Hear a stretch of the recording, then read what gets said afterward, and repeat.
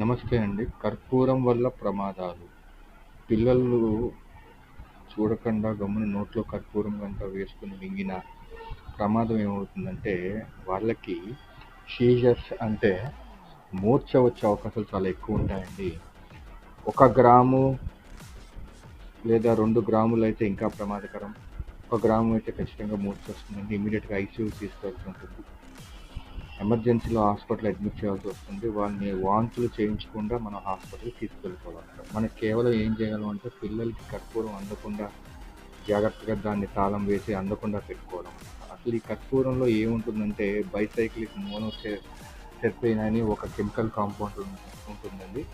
అది మన బ్రెయిన్‌లో ఉన్నటువంటి గార్బా రిసెప్టర్స్‌కి ఆటంకం కలిగించి మూర్ఛ వచ్చేలా చేస్తుందన్నమాట. సో నేను మిమ్మల్ని కోరుకునేది ఏంటంటే, ఇలాంటి ప్రమాదాల నుంచి ఇంట్లో హౌస్ కీపింగ్ చాలా నీట్‌గా ఉంచుకోండి. పిల్లల్ని కాపాడుకోండి. Thank you very much.